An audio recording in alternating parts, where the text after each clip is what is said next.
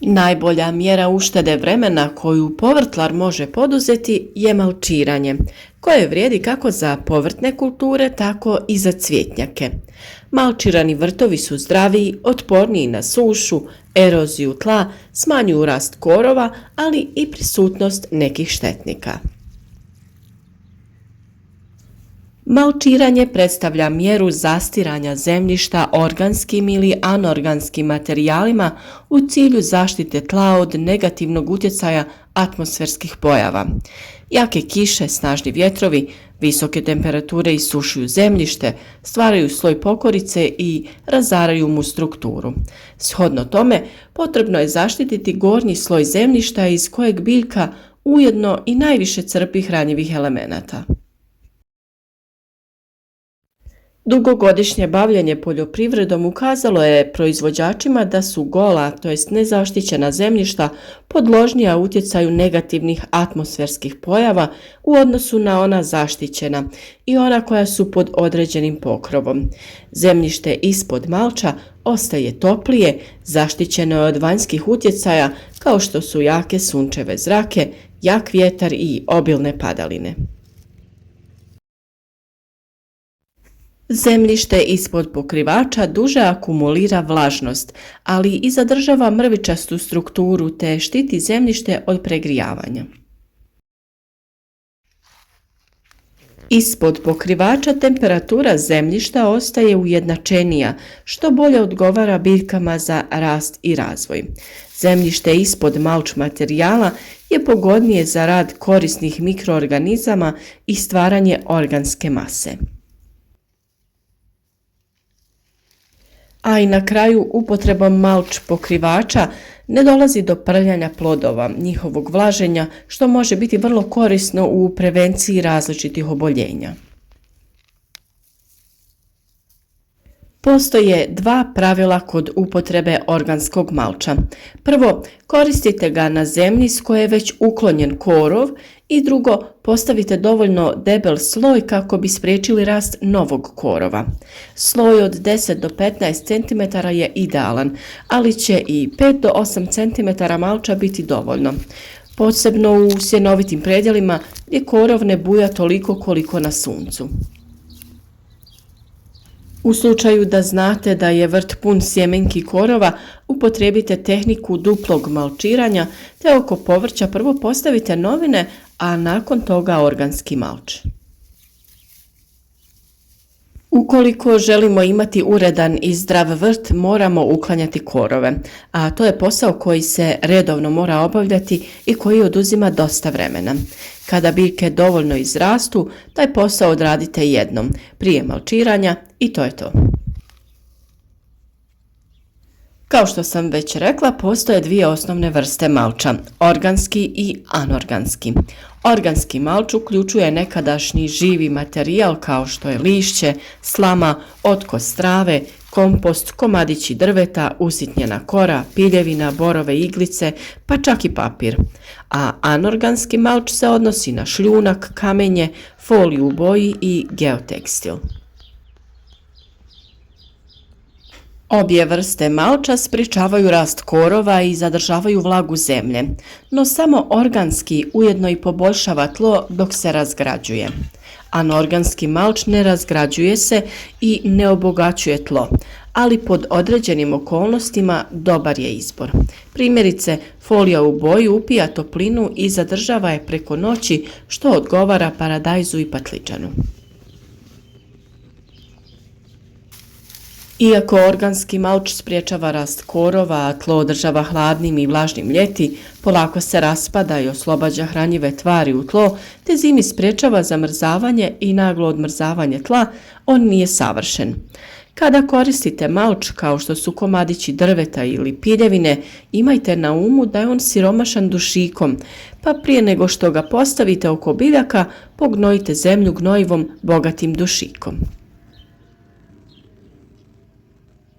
Također, vlažni organski malč koji je prislonjen na stabljike povrća može uzrokovati trulež i gljivice. Zato ga nemojte potpuno prisloniti na stabljiku. Vlažni malč može privući i glodavce koji će se u njemu gnjezditi, pa je bitno redovito ga pregledati. U slučaju čestih padalina, u malču će se sakrivati i puževi. Tada ga maknite, prosušite i vratite nazad. Malč od lišća je jako dobar izbor, ali pripazite na lišće oraha i hrasta koje sadrži otrovne supstance ili list platane i sličnog drveća jer je debelo i teško se razgrađuje. Svakako ga usitnite i pomiješajte sa kakvim drugim organskim malčem. Primjerice, preko njega možete prijeći kosilicom i tako ga usitniti. Malčiranje kartonom ili novinama je također prilično efikasno. Ako želite spriječiti rast korova na većoj površini, postavite deblje slojeve kartona te ga otežajte ciglom. Ako karton ili novinski papir stavljate između povrća, bitno je da ga prvo usitnite, a kada ga postavite, potrebno je dobro ga zaliti. Ako postavljate veće komade, izbockajte ga vilama ili nožem. A u slučaju tanjeg papirnog malča, on će se brzo razgraditi, pa ćete morati dodavati dodatne slojeve. Komadići drveta i pidevina dekorativno izgledaju u cvjetnjacima. Umjesto da ga kupite u trgovini po visokoj cijeni, posjetite neku pilanu u svojoj blizini ili komunalno poduzeće koje će vam po niskoj cijeni ustupiti malč. Podsjećamo, drveni malč se neće tako lako razgraditi, pa ćete ga još godinama nalaziti pri kopanju. Otkos trave može također biti odličan malč koji će razgradnjom osloboditi dušik i hraniti zemlju. No, prije nego što ga postavite u vrt među povrće, pustite ga da se osuši jer će inače trunuti. Također, ako je pokošena trava već otišla u sjeme, imajte na umu da ćete ubrzo u vrtu imati travnjak. Za ovakve namjene bitno je redovno kositi travu prije nego se osjemeni. A ukoliko imate puno komposta, možete ga koristiti kao malč, no imajte na umu da će se on brzo osušiti i na taj način izgubiti hranjiva svojstva. Kompost radije rezervirajte za svaku biljku posebno, tako što ćete ga prosuti oko same biljke, a na njega staviti organski malč. Tako će kompost ostati vlažan i biološki aktivan, što će osigurati maksimalnu korist za vaše biljke. Slama i sjeno se u našim krajevima najčešće koriste za malčiranje, no ipak pripazite na sjeme koje može sadržavati, pa u slučaju da vam u vrtu krene rasti pšenica, iščupajte ju i ostavite sa strane da se osuši. A slama i sjeno su primamljivi i glodavcima i drugim štetnicima, pa takav malč nemojte prisloniti baš na samu biljku. A sada da malo kažemo i o tom anorganskom malču. Geotekstil i plastična folija mogu učiniti čuda u vašem vrtu. Crna folija će prenijeti toplinu na tlo, učinkovito stvarajući mikroklimu oko 3 stupnja toplijom od vanjske temperature. Ovakav malč posebno je dobar za jagode, dinje, lubenice, krastavce i tikvice. Ali naravno možete ga koristiti za uzgoj bilo kojeg drugog povrća poput paradajza, paprike, kupusa i sličnih, zato što ispod ove folije postavlja se crijevo za navodnjavanje i biljkama se pružaju idealni uslovi za rast i razvoj. No ipak treba imati na umu da plastični malč nije ekološko rješenje i postoji problem njegovog odlaganja i razgradnje. Zato, ako ga koristite, na kraju vegetacijske sezone pokupite ga sa zemlje, posušite i pohranite na suhom mjestu tokom zime. Na ovaj način mogli biste ga koristiti godinama.